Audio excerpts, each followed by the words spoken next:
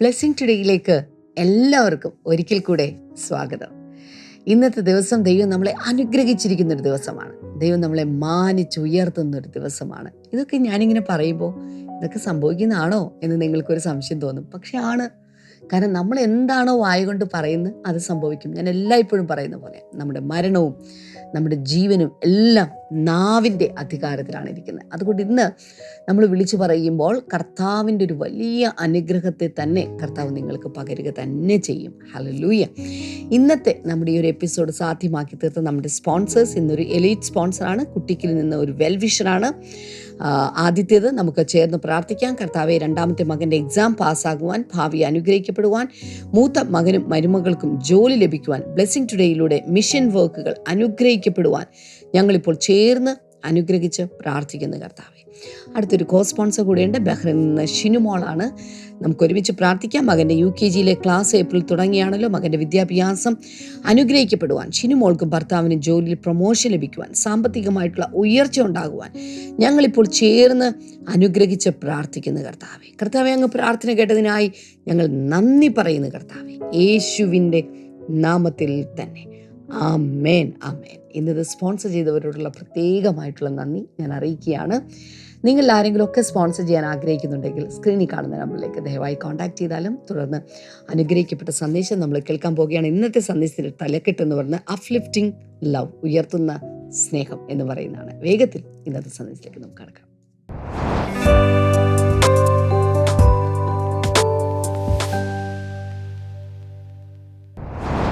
Welcome back. ഞാൻ ആദ്യം എൻ്റെ മനസ്സിൽ വരുന്ന കാര്യം ഒന്ന് തുറന്നു പറയാം. I love you in the love of Christ. കർത്താവിലൊരു സ്നേഹമുണ്ട്. നമ്മൾ പലരും കുടുംബക്കാരല്ല, വീട്ടുകാരല്ല, ഒരു ബന്ധവുമില്ല. But there is a love connection. കർത്താവിലുള്ള ഒരു വലിയ സ്നേഹം. 2 കൊരിന്ത്യർ 5:14 പറയുന്നത്, 2 Corinthians 5:14, the love of Christ constraineth us. ക്രിസ്തുവിൻ്റെ സ്നേഹം ഞങ്ങളെ നിർബന്ധിക്കുന്നു. പലപ്പോഴും ഞാൻ ചിന്തിക്കാറുണ്ട്, എൻ്റെ ലൈഫിൽ, എൻ്റെ ജീവിതം ഞാൻ കർത്താവിന് വേണ്ടി സമർപ്പിച്ച ശേഷം I have lived a life not for me but to help others. എനിക്ക് വേണ്ടി ജീവിക്കുന്നു എന്നതിൻ്റെ അപ്പുറത്ത് ക്രിസ്തുവിൻ്റെ സ്നേഹത്തിൽ മറ്റുള്ളവരെ സഹായിക്കാനും ആത്മീയമായി കൈത്താങ്ങൽ കൊടുക്കാനും, പല രീതിയിൽ എൻകറേജ് ചെയ്യാനും, മോട്ടിവേറ്റ് ചെയ്യാനും, കൗൺസിലിംഗ് കൊടുക്കാനും, പ്രാർത്ഥിക്കാനും, വചനം പങ്കുവെക്കാനും, രോഗസൗഖ്യം കൊടുക്കാനും ഒക്കെ വേണ്ടിയിട്ട് I wanted to give my life for others. ഇത് ക്രിസ്തുവിൻ്റെ സ്നേഹത്തിൽ മാത്രമേ നമുക്ക് ചെയ്യാൻ കഴിയൂ. ഇന്നത്തെ ലോകത്തിൽ ഈ ലാസ്റ്റ് ടൈം, ലാസ്റ്റ് ഡേയ്സ്, അന്ത്യകാലം എന്ന് പറയുന്ന ഈ കാലഘട്ടത്തിൽ ഒരു വലിയ വലിയ പങ്ക് മനുഷ്യരും സെൽഫ് സെൻറ്റേർഡാണ്. അതിനെക്കുറിച്ച് 2 തിമോത്തിയോസ്, എനിക്കൊന്ന് 4-ാം അധ്യായത്തിൽ 2-ലാണോ 4-ലാണോ വ്യക്തമായി അന്ത്യകാലത്തെ പ്രത്യേക സാഹചര്യങ്ങളെക്കുറിച്ച് പറയുമ്പോൾ അവിടെ വളരെ വ്യക്തമായി പൗലോസ് അപ്പോസ്തലൻ പറഞ്ഞു വരുന്ന ചില കാര്യങ്ങൾ, അതിലൊന്ന്, വളരെ പ്രധാനപ്പെട്ട ഒന്ന് എന്ന് പറയുന്നത്, ഈ മനുഷ്യർ സ്വസ്നേഹികളായിരിക്കും എന്ന് പറഞ്ഞാൽ സെൽഫ് സെൻറ്റേർഡ്, സെൽഫ് ലവ് ഉള്ള ആളുകളായിരിക്കും എന്ന് വെച്ചാൽ 2 തിമോത്തിയോസ് 3-ാം അധ്യായത്തിൻ്റെ ആദ്യം മുതൽ തന്നെ അവിടെ പറഞ്ഞിരിക്കുന്നത്, there will be terrible times in the last days. ഭീകരമായൊരു കാലഘട്ടമുണ്ട്. അതിൽ people will be lovers of themselves. അന്ത്യകാല ലക്ഷണങ്ങളിൽ ഒന്നാമത്തേത് പറഞ്ഞിരിക്കുന്നത് people will be lovers of themselves. അവരവരെ തന്നെ സ്നേഹിക്കുന്ന മനുഷ്യർ. then lovers of money, രണ്ടാമത്തത് ധനം, പണത്തെ സ്നേഹിക്കുന്നവർ. boastful, proud, abusive, disobedient to their parents, ungrateful, unholy, without love, unforgiving, slanderous, without self-control, brutal, for not lovers of good, lovers of the good, treacherous, rash, conceited, lovers of pleasure rather than lovers of God. അവസാനം പറയുന്നത്, having a form of godliness but denying its power. Have nothing to do with such people. കുറേ ഉണ്ട്. മലയാളത്തിൽ നിങ്ങൾക്കൊരു പക്ഷേ സ്ക്രീനിൽ ഇത് കാണാൻ കഴിയും. ഞാൻ പെട്ടെന്ന് അങ്ങ് വായിച്ചു പോയെന്നേ ഉള്ളൂ. അതിൽ ആദ്യത്തെ രണ്ടെണ്ണം തന്നെ ഞെട്ടിപ്പിക്കുന്ന lovers of themselves, self love. അവരവരെ സ്നേഹിക്കണോ? വേണം, തീർച്ചയായിട്ടും സ്നേഹിക്കണം. കർത്താവ് പറഞ്ഞത് മത്തായി സുവിശേഷം 22-ാം അധ്യായം 37-ാമത്തെ വചനത്തിൽ, നിന്റെ ദൈവമായ കർത്താവിനെ നീ പൂർണ്ണ ആത്മാവോടെ മനസ്സോടെ സ്നേഹിക്കണം. രണ്ടാമത്തേത് എന്ന് പറഞ്ഞിട്ട് രണ്ടാം കൽപ്പന പറയുക. എന്താണത്? നിന്നെ പോലെ തന്നെ നിന്റെ അയൽക്കാരനെ, നിന്നെ പോലെ തന്നെ. അപ്പോൾ നിന്നെ നീ സ്നേഹിക്കുന്നത് പോലെ ആൾക്കാരനെ. നിന്നെ നീ സ്നേഹിക്കാതെ എന്ന് പറഞ്ഞിട്ടില്ല. നമുക്കെല്ലാവർക്കും സെൽഫ് ലവ് ഇല്ലെങ്കിൽ പോയി ആത്മഹത്യ ചെയ്യും. എന്ന് പറഞ്ഞാൽ ഞാൻ എന്നെ തന്നെ കുറേയെങ്കിലും സ്നേഹിച്ചില്ലെങ്കിൽ ഞാൻ എൻ്റെ ജീവിതത്തെ കൊടുക്കും. അപ്പോൾ സെൽഫ് ഹേറ്റഡ് എന്ന് പറയുന്നൊരു സാധനമുണ്ട്. എന്ന് വെച്ചാൽ ഞാൻ എന്നെ തന്നെ വെറുക്കുകയാണ്. അങ്ങനെ വരുമ്പോൾ സ്റ്റെപ്പായി ജീവനൊടുക്കുന്ന ഒരു സാഹചര്യത്തിൽ ചെന്നെത്തിച്ചേരും. അതുകൊണ്ടാണ് ഇന്ന് ചിലർ പറഞ്ഞു ഇത് സെൽഫിയുടെ കാലമാണ്. നമ്മളെല്ലാവരും ഇങ്ങനെ സെൽഫി എടുത്ത് പോകുന്ന സെൽഫ് ലവ്, സെൽഫി ഏജ്. എൻ്റെ കാര്യം, എൻ്റെ ജീവിതം, എൻ്റെ കാര്യങ്ങൾ മാത്രം. അങ്ങനെ വരുമ്പോൾ നമുക്ക് മറ്റൊരാളെ സഹായിക്കാൻ പറ്റാതെ വരും. അപ്പസ്തോലപ്രവൃത്തികൾ 20-ാം അധ്യായത്തിൽ എഫെസോസ് സഭയിൽ ഒരു സെൻഡ് ഓഫ് മീറ്റിംഗ് നടക്കുകയാണ്. 3.5 വർഷം എഫെസോസിലെ സഭയിൽ താമസിച്ച് ശുശ്രൂഷിച്ച പൗലോസിൻ്റെ ജീവിതത്തിൽ ഏറ്റവും കൂടുതൽ സമയം ഒരു സ്ഥലത്ത് തങ്ങിയത് അതാണെന്ന് പറയപ്പെടുന്നു. 3.5 വർഷം ഒറ്റ ലോക്കൽ ചർച്ചിൽ നിന്ന് ശുശ്രൂഷിച്ച് എഫെസോസിൽ എല്ലായിടത്തും സഞ്ചരിച്ച് ഭയങ്കരമൊരു മിനിസ്ട്രി റിവൈവൽ, അതൊരു മെഗാ ചർച്ചായി മാറി. അതിനെല്ലാത്തിനും ശേഷം സെൻഡ് ഓഫ് മീറ്റിംഗ് നടക്കുക. കപ്പലിൽ തുറമുഖത്തേക്ക് പോകാൻ പോവുക. അതിന് മുമ്പ് അദ്ദേഹം പ്രസംഗിച്ച് രാത്രി മുഴുവൻ പ്രസംഗിച്ച് അവസാനം ജനലിലിരുന്ന യൂത്തിക്കോസ് എന്ന് പറയുന്ന ഒരു യുവാവ് അവിടെ ഉറക്കം തൂങ്ങി അവിടുന്ന് ബാക്കിലേക്ക് മറിഞ്ഞ് മുകളിലത്തെ നിലയിൽ താഴെ വീണ് കഴുത്തൊടിഞ്ഞ ആൾ മരിച്ചു. പിന്നെ പൗലോസ് അയാളെ ഉയർത്തെഴുന്നേൽപ്പിച്ചു, മരിച്ചുപോയ ആളെ എഴുന്നേൽപ്പിച്ചു. ഇതിനെല്ലാം ശേഷം സെൻഡ് ഓഫ് മീറ്റിംഗ് നടക്കുമ്പോൾ അദ്ദേഹം പറയുക, പ്രയോജനമുള്ള ഒന്നും ഞാൻ നിങ്ങളിൽ നിന്നും മറച്ചു വച്ചിട്ടില്ല. എന്തെല്ലാം ദൈവം എനിക്ക് വെളിപ്പാടായി തന്നോ, എന്തെല്ലാം പരിശുദ്ധാത്മാവിനെ പഠിപ്പിച്ചു, എന്തെല്ലാം കർത്താവിൽ നിന്ന് എനിക്ക് വെളിപ്പെട്ട് കിട്ടി, അതെല്ലാം ഈ 3.5 വർഷം കൊണ്ട് നിങ്ങൾക്ക് ഞാൻ പറഞ്ഞു തന്നു. ഒന്നും ഞാൻ ഹൈഡ് ചെയ്തിട്ടില്ല. എൻ്റെ ട്രേഡ് സീക്രട്ടായി, എൻ്റെ മാത്രം കാര്യമായിട്ട് വെച്ചിട്ടില്ല. ചില വൈദ്യന്മാർ, നാട്ടുവൈദ്യന്മാർ, പ്രത്യേക ഔഷധക്കൂട്ടുകൾ ചെയ്യുന്നവർ, മർമ്മ ചികിത്സ ചെയ്യുന്ന വൈദ്യന്മാരൊക്കെ കുലം അല്ലെങ്കിൽ തലമുറകളായി അവർക്ക് കിട്ടിയ ഒരറിവുണ്ട്. മനുഷ്യ ശരീരത്തിൻ്റെ മർമ്മങ്ങളെക്കുറിച്ച്, തിരുമ്മലിനെക്കുറിച്ച്, ഔഷധക്കൂട്ടുകൾ. ഇതവരാർക്കും പറഞ്ഞു കൊടുക്കില്ല, ഒരാൾക്കും പറഞ്ഞു കൊടുക്കില്ല. അത് അവരുടെ ട്രേഡ് സീക്രട്ടാണ്. ആറന്മുള്ള കണ്ണാടിയെക്കുറിച്ച് ഞാൻ കേട്ടിട്ടുണ്ട്. അതിൻ്റെ ആ ലോഹക്കൂട്ട് ആർക്കും പറഞ്ഞു കൊടുക്കില്ല. അറിഞ്ഞുകൂടാ, കേട്ടിട്ടുണ്ട്. സോ ഇതുപോലെ അല്ലായിരുന്നു പൗലോസ്. പ്രയോജനമുള്ളതൊന്നും മറച്ചു വച്ചില്ല. യേശു എങ്ങനെയായിരുന്നു ഞാൻ കാണിച്ചു തരാം. ഇന്നലെ കഴിഞ്ഞ ദിവസം ഞാൻ ആ കാര്യങ്ങൾ പറഞ്ഞതാണ്. ആക്ച്വലി യോഹന്നാൻ്റെ സുവിശേഷം 15-ാം അധ്യായത്തിൽ 15-ാമത്തെ വചനത്തിൽ മുതൽ നിങ്ങൾ വായിക്കുമ്പോൾ അവിടെ പറയുന്നത്, പിതാവിൽ നിന്ന് ഞാൻ കേട്ടതൊക്കെ ഞാൻ നിങ്ങളോട് ഷെയർ ചെയ്തിരിക്കുന്നു. ഒരു വീട്ടിലെ ദാസന് അവിടുത്തെ യജമാനൻ ഇതൊന്നും പറഞ്ഞു കൊടുക്കില്ല, അതൊക്കെ സീക്രട്ടാണ്. എന്നാൽ ഞാൻ നിങ്ങൾക്കെല്ലാം പറഞ്ഞു തന്നിരിക്കുന്നുണ്ട്, നിങ്ങൾ എൻ്റെ സ്നേഹിതന്മാരാകുന്നു. ശ്രദ്ധിച്ചു കേട്ടെ. ദാറ്റ് മീൻസ് ഒന്നും അറിയാതെ വെറും കടപ്പുറത്തൊക്കെ മുക്കുവരായി നടന്നിരുന്ന, നാടൻ ഭാഷയിലും ഫൗൾ ലാംഗ്വേജിലും സംസാരിച്ചിരുന്ന സാധാരണ നാട്ടിൻപുറത്തെ മനുഷ്യർ, കടപ്പുറത്തെ മനുഷ്യർ, യേശു അവരെ എടുത്ത് സ്വർഗത്തിലെ പിതാവിൻ്റെ 3-ാം സ്വർഗത്തിൽ നിന്നുള്ള സ്വർഗത്തിലെ പിതാവിൻ്റെ ഹൃദയരഹസ്യങ്ങൾ വരെ അവരോട് പറഞ്ഞു കൊടുത്തവരെ മഹാദൈവത്തിൻ്റെ സ്നേഹിതന്മാർ എന്ന ലെവലിലേക്ക് ഉയർത്തിക്കൊണ്ടു. This is called selfless love. മറ്റുള്ളവരെ ഉയർത്തുന്ന, മറ്റുള്ളവരെ അപ്ഗ്രേഡ് ചെയ്യുന്ന, മറ്റുള്ളവരെ കൈപിടിച്ചുയർത്തുന്ന സ്നേഹം. എനിക്ക് നിങ്ങളോട് പറയാനുള്ളത് ആ സ്നേഹത്തെക്കുറിച്ചാണ്. മറ്റുള്ളവരെ ഉയർത്തുന്ന സ്നേഹം. ആ സ്നേഹം ആരംഭിക്കുന്നത് സ്വർഗത്തിലെ പിതാവിൽ നിന്നാണ്. ഇങ്ങനെ ഒന്ന് ചിന്തിച്ച് നോക്കിയേ. യോഹന്നാൻ്റെ സുവിശേഷം 12-ാം അധ്യായത്തിൽ നമ്മൾ വായിക്കുന്നത് ഇങ്ങനെയാണ്: എന്നെ ശുശ്രൂഷിക്കുന്നവൻ ഞാനിരിക്കുന്ന എൻ്റെ സിംഹാസനത്തിലിരിക്കും. 3-ാം സ്വർഗത്തിലിരിക്കുന്ന കർത്താവ് ഈ അധമ ഭൂമിയിൽ കിടക്കുന്ന, നശിച്ചു പോകുന്ന ഭൂമിയിൽ കിടക്കുന്ന, നശിച്ചുകൊണ്ടിരിക്കുന്ന വെറും മണ്ണായ മനുഷ്യനെ എടുത്തിട്ട് ഉയർത്തി ഉയർത്തി ഉയർത്തി ഉയർത്തി ഉയർത്തി ഉയർത്തി 3-ാം സ്വർഗത്തിൽ തൻ്റെ സിംഹാസനം വരെ ഉയർത്തുക എന്ന് പറഞ്ഞാൽ ഇതുപോലൊരു ദൈവത്തെ എവിടെയെങ്കിലും കിട്ടുമോ? This is God. ഒന്ന് ചിന്തിച്ചു നോക്കിയേ.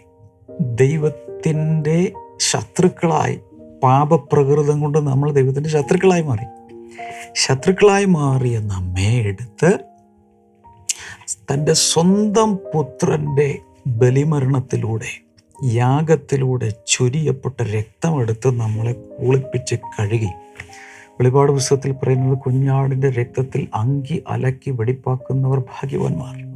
നമ്മളെ വാഷ് ചെയ്ത്, ശുദ്ധീകരിച്ച്, നിർമ്മലമാക്കി, നിഷ്കളങ്കരാക്കി മാറ്റിയിട്ട് നമ്മളെ കൊണ്ടുപോയി തന്നോടൊപ്പം ഇരുത്തുന്ന,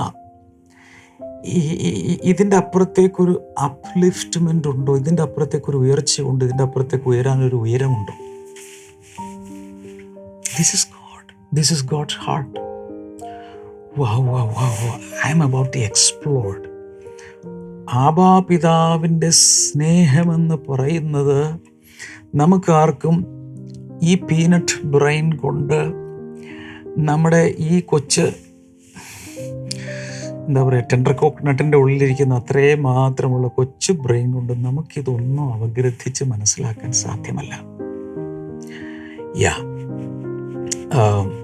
അതുകൊണ്ട് തന്നെ നമുക്ക് ഇങ്ങനെയുള്ളൊരു വലിയ ദൈവസ്നേഹം മനസ്സിലാക്കുമ്പോൾ, ഞാൻ നേരത്തെ പറഞ്ഞു 2 കൊരിന്ത്യർ 5:14, ക്രിസ്തുവിൻ്റെ സ്നേഹം എന്നെ നിർബന്ധിക്കുന്നു. ആ സ്നേഹമാണ് എന്നെ നിർബന്ധിക്കുന്നത്. ഞാൻ കഴിഞ്ഞ ദിവസങ്ങളിൽ എവിടെയൊക്കെ സംസാരിച്ചപ്പോൾ ഞാൻ പറഞ്ഞു, ക്രിസ്തീയ ശുശ്രൂഷയുടെ ആധാരം സ്നേഹമാണ്. സ്നേഹത്തിൽ നിന്ന് ഉത്ഭവിക്കാത്ത ഒരു ശുശ്രൂഷയല്ല. ഇപ്പോൾ ഞാൻ ദൈവകൃപയിലേക്കും വിശ്വാസത്തിലേക്കും വരാൻ കാരണം ബ്രദർ DGS ദിനകരൻ അങ്കിളാണ്. അദ്ദേഹത്തിൻ്റെ ശുശ്രൂഷ മുഴുവനൂടെ കാച്ചി കുറുക്കിയാൽ എന്ന് പറഞ്ഞാൽ ജീസസ് കോൾസ് മിനിസ്ട്രീസിൻ്റെ സ്ഥാപകനായ ദിനകരൻ അങ്കിളുടെ ശുശ്രൂഷ എല്ലാം കൂടി കാച്ചി കുറുക്കിയാൽ നമുക്ക് കിട്ടുന്നത് 2 സാധനങ്ങളാണ്. ഒന്ന് love, 2 compassion. Love and compassion. സ്നേഹവും മനസ്സലിവും. ഞാനൊരു വാക്യം വായിച്ചാൽ വിരോധമുണ്ടോ? മത്തായിയുടെ സുവിശേഷം, നിങ്ങൾക്കും നിങ്ങളുടെ വചനം എടുത്തൊന്ന് നോക്കാം. 14-ാം അധ്യായം 14-ാമത്തെ വചനം ഒന്ന് എടുത്ത് നോക്കി. അവിടെ when Jesus landed and saw a large crowd, he had compassion on them and healed their sick. അവിടെ പറയുന്നത്, യേശു വലിയൊരു ജനക്കൂട്ടത്തെ കണ്ടു. and he had compassion on them. അവരോട് മനസ്സലിവുണ്ടായി. and healed their sick. അവരിലെ രോഗികളെ അവൻ സൗഖ്യമാക്കി. അപ്പോൾ എബ്രായ ലേഖനം 13:8 പറയുന്നത്, യേശു ക്രിസ്തു ഇന്നലെ ഇന്നും എന്നേക്കും അനന്യനാകുന്നു എന്ന് വെച്ചാൽ മാറ്റമില്ലാത്തവനാകുന്നു. He will not change. You cannot change him. He has no mood swings. God is not bipolar. ദൈവത്തിന് ഒരു മാറ്റമില്ല, മൂഡ് സ്വിങ്സ് ഇല്ല. നമുക്ക് എപ്പോഴും മൂഡ് മാറിക്കൊണ്ടിരിക്കും. നമ്മൾ പറഞ്ഞ വാക്കുകൾ മറന്നുപോകും. എപ്പോഴും മറന്നുപോകില്ല. പക്ഷെ ഇവിടെ നമ്മൾ കാണുന്നത് യേശുവിൻ്റെ love and compassion, loving and compassionate nature, സ്നേഹത്തിൻ്റെയും മനസ്സലിവിൻ്റെയും ആ ഒരു സ്വഭാവം ഒരിക്കലും മാറാൻ പോകുന്നില്ല. അതുകൊണ്ടാണ് കർത്താവിനെ നമുക്ക് വിശ്വസിക്കാൻ കഴിയാവുന്നൊരു ക്യാരക്ടറായി നമുക്ക് കൗണ്ട് ചെയ്യാൻ പറ്റുന്നത്. He is compassionate, He is loving, and He will not change. ദൈവത്തിന് മാറ്റമില്ല. അപ്പോൾ ഞാൻ പറയാൻ വന്നത്, കർത്താവിൻ്റെ ഈ മനസ്സലിവിനെ, സ്നേഹവും മനസ്സലിവും, അതാണ് ശുശ്രൂഷയുടെ ആധാരം. സോ ഇത് കേൾക്കുന്ന എല്ലാവരോടും എനിക്ക് പറയാനുള്ളത്, we can count on such A character. ഒരിക്കലും മാറാത്ത ഒരു വ്യക്തിത്വത്തെ നമുക്ക് എല്ലായ്പ്പോഴും വിശ്വസിക്കാൻ കഴിയും. ഞാനൊരു കാര്യം പറയാം, നിങ്ങളുടെ ജീവിതത്തിൽ ഏറ്റവും കൂടുതൽ കാലം സുഹൃത്തുക്കളായി നിന്നിട്ടുള്ളത് ആരൊക്കെയാണ്? ഞാനൊന്നുകൂടി ചോദിക്കാം. നിങ്ങളുടെ ജീവിതത്തിൽ ചില കൂട്ടുകാർ കുറേ കാലത്തേക്കുണ്ട്. ഇപ്പോൾ സ്കൂളിൽ പഠിച്ചിരുന്ന കാലത്ത് കൂട്ടുകാരുണ്ടായിക്കാണും. സ്കൂള് കഴിഞ്ഞു, നിങ്ങൾ കോളേജിൽ പോയപ്പോൾ അവരൊക്കെ പിന്നെ മറന്നു. പിന്നെ വല്ലപ്പോഴും വല്ല വാട്സാപ്പ് ഗ്രൂപ്പിലോ ഓൾഡ് സ്റ്റുഡൻസിൻ്റെ ഇതിലൊക്കെ ഇങ്ങനെ അങ്ങോട്ടും കമ്മ്യൂണിക്കേറ്റ് ചെയ്യുന്നാലോ ഒന്നും. പക്ഷേ ചില കൂട്ടുകാർ ആജീവനാന്തം എന്നതുപോലെ ചിലപ്പോൾ കളിക്കൂട്ടുകാരായി ആരംഭിച്ചത് കൗമാരകാലത്തും യൗവനകാലത്തും വിവാഹം കഴിഞ്ഞും അല്ലാതെയൊക്കെ ഇങ്ങനെ സുഹൃത്തുക്കളായി നിൽക്കുന്നവരുണ്ട്. ഇതിൻ്റെ മെയിൻ കാരണം നിങ്ങളോടുള്ള ആ വ്യക്തിയുടെ അല്ലെങ്കിൽ ആ കൂട്ടുകാരുടെ സമീപനത്തിന് മാറ്റമില്ല. That friendship has survived or come out of the test of time. അല്ലേ? കാലത്തിൻ്റെ പരിശോധനയെ കഴിഞ്ഞ അപ്പുറത്തേക്ക് അങ്ങനെയുള്ള ബന്ധങ്ങൾ നിന്നു. അങ്ങനെയുള്ളവരെ നമ്മൾ വിശ്വസിക്കും. ദൈവത്തിൻ്റെ പ്രത്യേകത യുഗങ്ങളുടെ ടെസ്റ്റ് കഴിഞ്ഞതാണ്. അവന് നമ്മോടുള്ള കരുണയ്ക്ക് യാതൊരു പഞ്ഞവും വന്നിട്ടില്ല, അത് തീർന്നു പോയിട്ടില്ല. സോ അങ്ങനെയുള്ളൊരു കർത്താവിനെയാണ് നമ്മൾ വിളിച്ചപേക്ഷിക്കുന്നത്. ഇതൊക്കെ എന്തിനാണ് പറയുന്നതെന്ന് ചോദിച്ചാൽ, നിങ്ങളുടെ ജീവിതത്തിൽ ഞാൻ ചിലരോടൊക്കെ കണ്ണിൽ നോക്കി പറയുകയാണ്, നിങ്ങളുടെ കണ്ണുനീർ കാണുന്ന ഒരു ദൈവമുണ്ട്, നിങ്ങളുടെ നിലവിളി കേൾക്കുന്ന ഒരു ദൈവമുണ്ട്. ഞാനിത് പറയുമ്പോൾ ഈ ഷോൾഡർ പെയിനുള്ള, ഈ കൈ ഉയർത്താൻ പോലും പറ്റാതിരിക്കുന്ന ആ ഏതൊരു വ്യക്തിയെ കർത്താവ് ഈ സമയത്ത് സൗഖ്യമാക്കുന്നുണ്ട്. ഷോൾഡറിന് പ്രശ്നം, യേശുവിൻ്റെ നാമത്തിൽ ആ സൗഖ്യത്തെ നിങ്ങൾ സ്വീകരിക്കുക. കാരണം മാറ്റമില്ലാത്തവന് രോഗസൗഖ്യം 2000 കൊല്ലത്തിന് മുമ്പ് കർത്താവ് രോഗികളെ സൗഖ്യമാക്കിയെങ്കിൽ 21-ാം നൂറ്റാണ്ടിലും കാലം മുന്നോട്ട് പോയാൽ ഈ കൃപായുഗം അല്ലെങ്കിൽ ഈ ഹോളി സ്പിരിറ്റിൻ്റെ മൂവ്മെൻറ്റ് ഉള്ളിടത്തോളം കാലം അത് ഇനിയും നടന്നുകൊണ്ടേയിരിക്കും. ഞാൻ നേരത്തെ വായിച്ച മത്തായി എഴുതിയ സുവിശേഷം 14-ാം അധ്യായത്തിൻ്റെ 13 വായിക്കുക. When Jesus heard what had happened, he withdrew by boat privately to solitary place. ഒരു നിർജ്ജന സ്ഥലത്തേക്ക് സ്വകാര്യമായി കർത്താവ് ഒരു സ്ഥലത്തേക്ക് മാറുകയാണ്. Hearing of this, the crowds followed him on foot from the towns. പട്ടണങ്ങളിൽ നിന്ന് ജനങ്ങൾ ഇങ്ങനെ വരാൻ തുടങ്ങി. കൂട്ടങ്ങൾ യേശുവിൻ്റെ അടുക്കിലേക്ക് വരികയാണ്. യേശു നോക്കുമ്പോൾ അവൻ്റെ പ്രൈവറ്റായി മാറിയ സമയത്ത് ആ ഉള്ള സ്ഥലത്തേക്ക് ക്രൗഡ്സ് വരികയാണ്. അപ്പോൾ ഇത് കേട്ടപ്പോൾ യേശു ഇത് കണ്ടപ്പോൾ അവിടെയാണത് പറയുന്നത്, when Jesus landed and saw a large crowd. ചെന്നപ്പോൾ ഭയങ്കര ഒരു ക്രൗഡാണ്.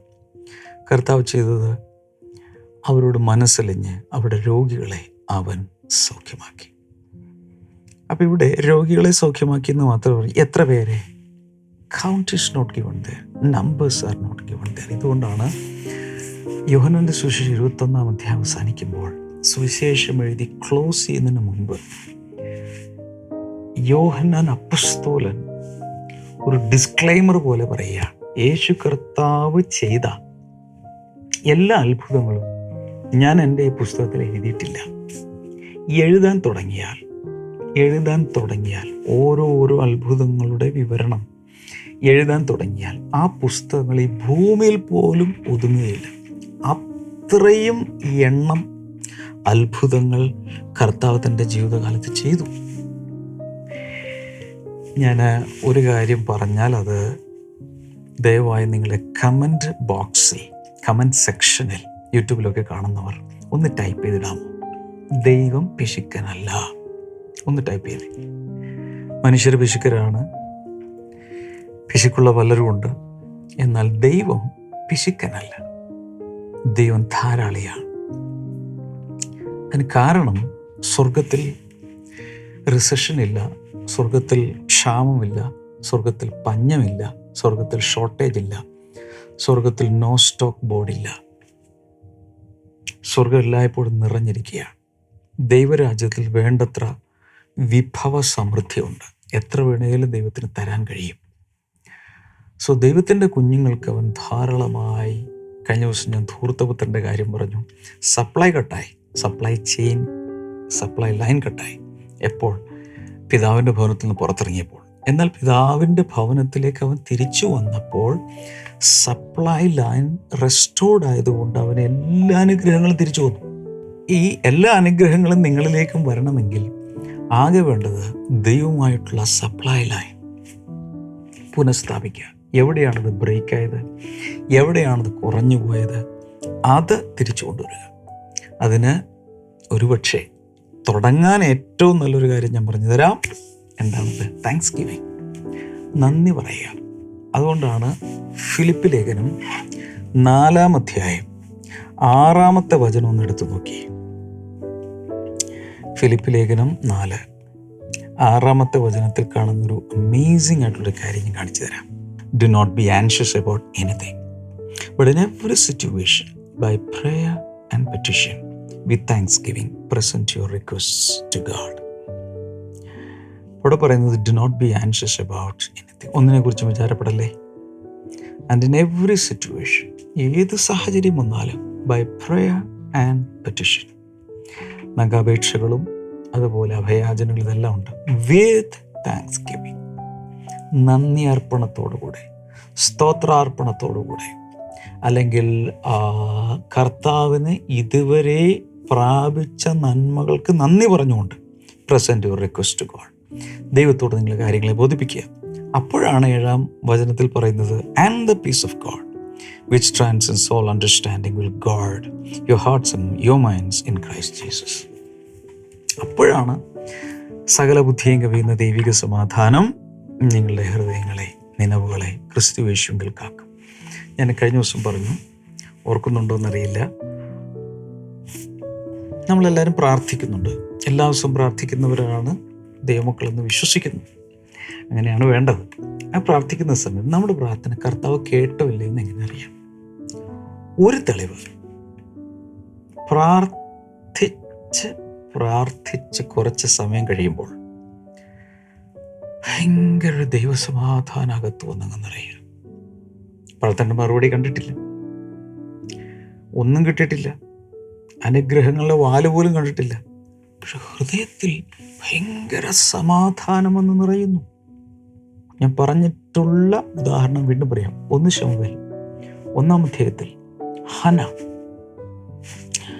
ഹന പ്രാർത്ഥിക്കുന്ന സമയത്ത്, തനിക്ക് കുഞ്ഞുങ്ങളില്ല, പ്രാർത്ഥിച്ച സമയത്ത് അവിടെ ഉണ്ടായിരുന്ന പുരോഹിതൻ ഏലി വരെ തെറ്റിദ്ധരിച്ചു. ഇവൾ വീഞ്ഞു കുടിച്ചു വന്ന് പുലമ്പയാണെന്നൊക്കെ ചിന്തിച്ചു. പക്ഷേ ഇവൾ ദൈവത്തോട് ഇങ്ങനെ ഹൃദയം പകർന്ന് പ്രാർത്ഥിച്ചു കഴിഞ്ഞപ്പോൾ ഭയങ്കര സമാധാനം വന്ന് നിറഞ്ഞു. അവൾ എഴുന്നേറ്റു. പിന്നെ അവളുടെ മുഖം വാടിയില്ല. കുഞ്ഞുണ്ടായോ? നോ, പ്രാർത്ഥിച്ചെഴുന്നേറ്റുള്ളൂ. അവളുടെ മുഖം പിന്നെ വാടിയിട്ടില്ല. അതിന് കാരണം നമ്മുടെ പ്രാർത്ഥന അവിടെ എത്തിയില്ലയോ എന്നുള്ളത് എങ്ങനെ അറിയാം? ഉത്തരം, അകത്ത് ഒരു വലിയ സമാധാനം വന്ന് നിറയും. കഴിഞ്ഞ ദിവസം ഒരാൾ ഫോൺ ചെയ്തപ്പോൾ പറഞ്ഞത്, ഞാനൊരു വിഷയത്തിന് വേണ്ടി പ്രാർത്ഥിച്ചു, പല ദിവസങ്ങൾ പ്രാർത്ഥിച്ചു. എന്നാൽ ഈ കഴിഞ്ഞ ദിവസം പല ദിവസങ്ങൾ പ്രാർത്ഥിച്ച ശേഷം കഴിഞ്ഞൊരു ദിവസം പ്രാർത്ഥിച്ചുകൊണ്ടിരിക്കുമ്പോൾ അകത്ത് എന്തൊരു വലിയ പ്രകാശമോ എന്തൊരു വലിയ സമാധാനമോ എന്തൊക്കെയോ ഒന്ന് നിറഞ്ഞു. അപ്പോൾ എനിക്ക് മനസ്സിലായി ആ വിഷയത്തിന് വിടുതലായി. വിടുതൽ കണ്ടു? നോ, അകത്തറിയാം. ഇന്ന് ഞാൻ നിങ്ങൾക്ക് വേണ്ടി പ്രാർത്ഥിക്കുക, നിങ്ങൾക്കും പ്രാർത്ഥിക്കാം. പക്ഷെ ഒരു കാര്യം ഞാൻ പറയാം, ദൈവസാന്നിധ്യത്തിൽ നിങ്ങളുടെ പ്രാർത്ഥന എത്തിയില്ലയോ എന്നുള്ളത് അകത്ത് വരുന്ന സമാധാനത്തിൽ അറിയാം. കുഞ്ഞുങ്ങളെ ഓർത്ത് ഭാരപ്പെടുന്ന, കുടുംബജീവിതത്തെ ഓർത്ത് ഭാരപ്പെടുന്ന, ഭാവിയെ ഓർത്ത് ഭാരപ്പെടുന്ന, രോഗങ്ങൾ മാറുന്നില്ലല്ലോ എന്നോർത്ത് ഭാരപ്പെടുന്ന, രോഗങ്ങൾക്ക് വേണ്ടി ചികിത്സയ്ക്ക് വേണ്ടി ഉള്ള കാശ് മുഴുവൻ ഒഴുക്കിക്കൊണ്ടിരിക്കുന്ന വ്യക്തികളാണെങ്കിൽ ഞാനിപ്പോൾ പ്രാർത്ഥിക്കാൻ പോവാം. നിങ്ങൾ ഹൃദയത്തിൽ ആദ്യം വന്നൊരു സമാധാനം നിറയും. അതിനുശേഷം പ്രാർത്ഥനയ്ക്കുള്ള ഉത്തരം സമയത്ത് നിങ്ങളുടെ കയ്യിൽ വരും. കർത്താവേ, ഞങ്ങളുടെ കുഞ്ഞുങ്ങൾക്കായി ഞാൻ പ്രാർത്ഥിക്കുന്നു. ആസ്മ രോഗമുള്ളവർ ഇപ്പോൾ സൗഖ്യമാകട്ടെ. ഒരേ പരീക്ഷ പല പ്രാവശ്യം എഴുതി പാസ്സാൻ കഴിയാതെ ബുദ്ധിമുട്ടുന്നവർക്കായി ഞാൻ പ്രാർത്ഥിക്കുന്നു. അവർക്കൊരു ബ്രേക്ക് ത്രൂ ഉണ്ടാകട്ടെ. Thank you Lord. ഭവനത്തിൻ്റെ പണികൾക്ക് വേണ്ടി വളരെ ബുദ്ധിമുട്ട് വിട്ടും ഒന്നും നടക്കാതെ ആയിരിക്കുന്ന ചില സാഹചര്യങ്ങൾ യേശുവിൻ്റെ നാമത്തിൽ അതിലൊരു വലിയ വിടുതലുണ്ടാകട്ടെ. വിവാഹം നടക്കേണ്ടവർക്കായി ഞാൻ പ്രാർത്ഥിക്കുന്നു. Thank you Lord. നേരത്തെ ഞാൻ ഈ ഷോൾഡർ പെയിൻ്റെ കാര്യം പറഞ്ഞത് വീണ്ടും എൻ്റെ ഉള്ളിൽ വരുന്നു. അങ്ങനെയുള്ളവർ ദയവായി സ്ക്രീനിലേക്ക് കൈനീട്ട് യേശുവിൻ നാമത്തിൽ സൗഖ്യമാകട്ടെ. കൈ ഉയർത്തുക വിശ്വാസത്താൽ. കാൽമുട്ടുകളിൽ ആ സൗഖ്യം നടക്കട്ടെ. ജോയിൻറ്റുകളിൽ ആ സൗഖ്യം നടക്കട്ടെ. സ്ട്രോക്ക് വന്ന ഒരു ഭാഗത്ത് തളർച്ചയോ ഒക്കെ വന്നവർ യേശുവിൻ്റെ നാമത്തിൽ വിടുതലുണ്ടാകട്ടെ. ഹെർണിയ പോലെയുള്ള രോഗങ്ങൾ യേശുവിൻ്റെ നാമത്തിൽ സൗഖ്യമാകട്ടെ. ഈ കുടലിനകത്ത് ഉള്ള രോഗങ്ങൾ, അൾസറുകളൊക്കെ സൗഖ്യമാകട്ടെ. ക്യാൻസർ സൗഖ്യമാകട്ടെ. പൂർണ്ണ വിടുതലിനായി നന്ദി യേശുവിൻ്റെ നാമത്തിൽ. ആമേൻ. നിങ്ങളിതിൻ്റെ ലിങ്കുകൾ വാട്സപ്പ് സ്റ്റേറ്റസിലിടുക. ഗ്രൂപ്പിലും ബ്രോഡ്കാസ്റ്റ് ലിസ്റ്റിലും ഒക്കെ ഒന്ന് അയച്ചു കൊടുക്കുക. ഒത്തിരി പേര് അനുഗ്രഹിക്കപ്പെട്ടെ. God bless you. See tomorrow. By.